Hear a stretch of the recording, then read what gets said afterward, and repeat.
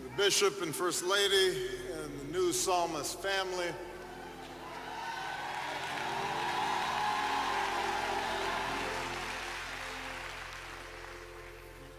to the Cummings family, Maya, Mr. President, Madam Secretary, Madam Speaker, Governor, friends, colleagues, staff,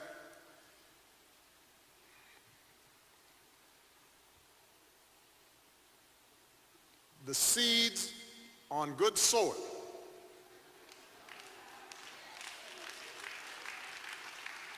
the parable of the sower tells us stands for those with a noble and good heart who hear the word, retain it, and by persevering, produce a crop. The seed on good soil. Elijah Cummings came from good soil.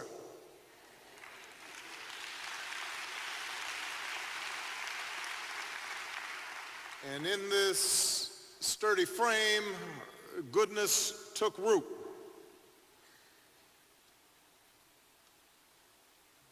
His parents were sharecroppers from the South. They picked tobacco and strawberries and then sought something better in this city, South Baltimore. And Robert worked shifts at a plant, and Ruth cleaned other people's homes. They became parents of 7, preachers to a small flock. I remember I had the pleasure of meeting Elijah's mother, Ruth, and she told me she prayed for me every day. And I knew it was true. And I felt better for it. Sometimes people say they're praying for you, and you don't know.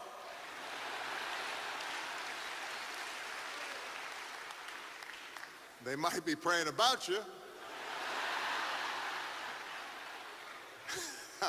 but you don't know if they're praying for you. But I knew Miss Ruth was telling the truth. So they were the proverbial salt of the earth. And they passed on that strength and that grit, but also that kindness and that faith to their son. As a boy, Elijah's dad made him shine his shoes and tie his tie, and they'd go to the airport, not to board the airplanes, but to watch others do it. I remember Elijah telling me this story.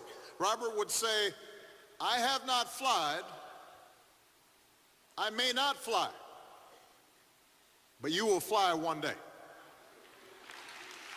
We can't afford it right now, but you will fly. As grandmother, as Elijah related, and as grandmothers do, was a little more impatient with her advice. Your daddy, she said, he's been waiting and waiting and waiting for a better day. Don't you wait. And Elijah did not wait. Against all odds, Elijah earned his degrees. He learned about the rights that all people in this country are supposed to possess, with little help apparently from Perry Mason. Elijah became a lawyer to make sure that others had rights. And his people had their God-given rights. And from the State House to the House of Representatives, his commitment to justice and the rights of others would never, ever waver. Elijah's example, a son of parents who rose from nothing to carve out just a little something, a public servant who toiled to guarantee the least of us have the same opportunities that he had earned. A leader who once said he'd die for his people, even as he lived every minute for them. His life validates the things we tell ourselves about what's possible in this country. Not guaranteed, but possible. The possibility that our destinies are not preordained,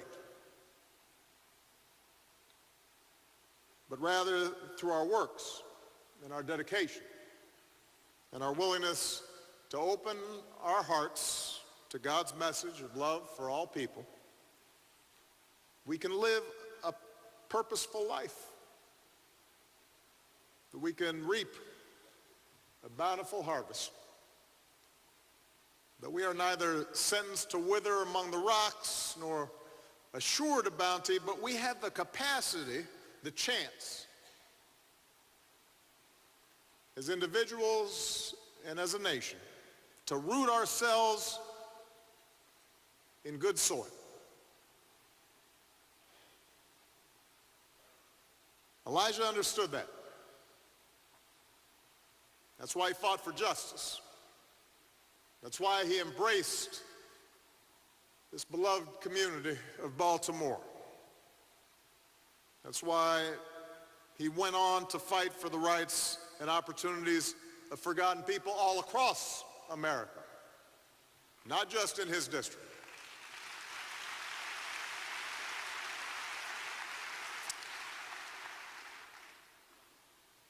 He was never complacent, for he knew that without clarity of purpose and a steadfast faith and the dogged determination demanded by our liberty,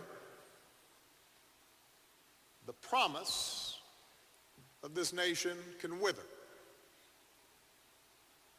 Complacency, he knew, was not only corrosive for our collective lives, but for our individual lives. It's been remarked that Elijah was a kind man.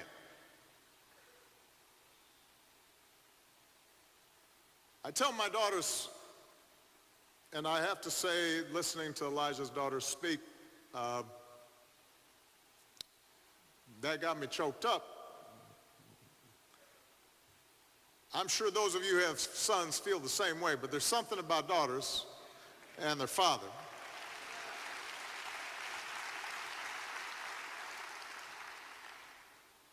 And I was thinking I'd want my daughters to know how much I love them, but I'd also want them to know that being a strong man includes being kind.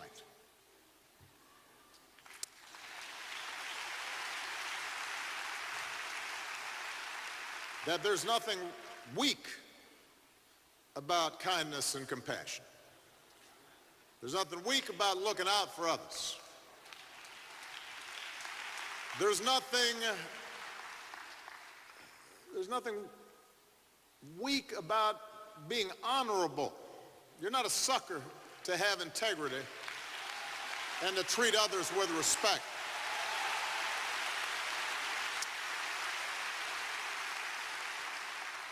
I was sitting here and I was just noticing the Honorable Elijah E. Cummings. And, you know, this is a title that we confer on all kinds of people who get elected to public office.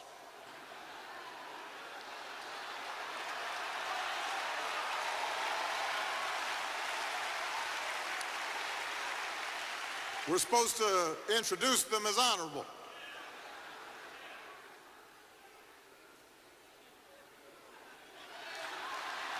But Elijah Cummings was honorable before he was elected to office. There's a difference.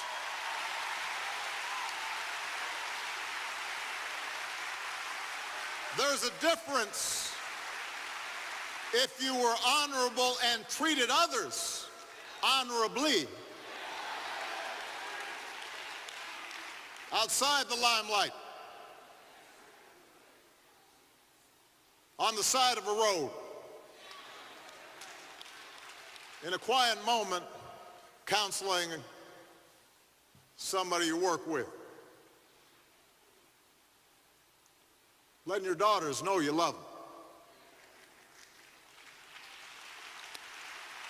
You know, as president, I knew I could always count on Elijah being honorable and doing the right thing.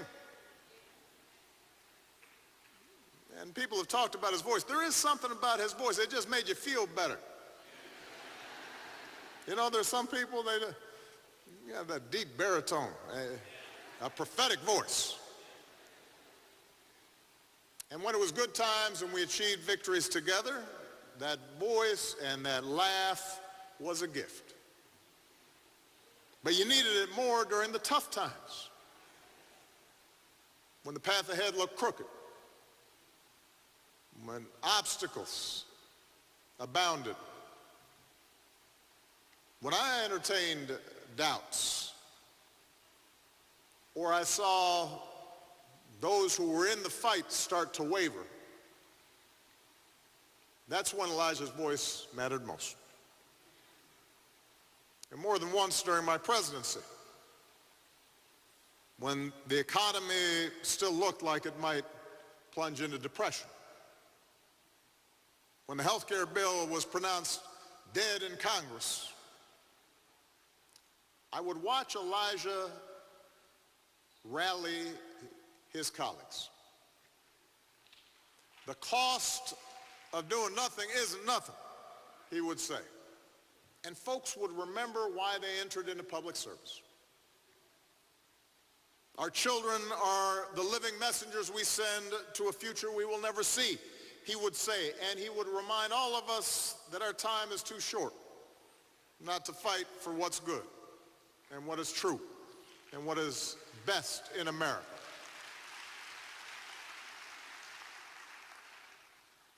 "200 years to 300 years from now," he would say, people will look back at this moment and they will ask the question, what did you do? And hearing him, we would be reminded that it falls upon each of us to give voice to the voiceless and comfort to the sick, an opportunity to those not born to it, and to preserve and nurture our democracy. Elijah Cummings was a man of noble and good heart. His parents and his faith planted the seeds of hope and love and compassion and righteousness in that good soil of his. He has harvested all the crop that he could. For the Lord has now called Elijah home to give his humble, faithful servant rest. And it now falls on us to continue his work, so that other young boys and girls in Baltimore, across Maryland, across the United States, and around the world might too have a chance to grow and to flourish. That's how we will honor him. That's how we will remember him. That's what he would hope for. May God bless the memory of the very honorable Elijah Cummings. And may God bless this city and this state and this nation that he loved. God bless you. Thank you.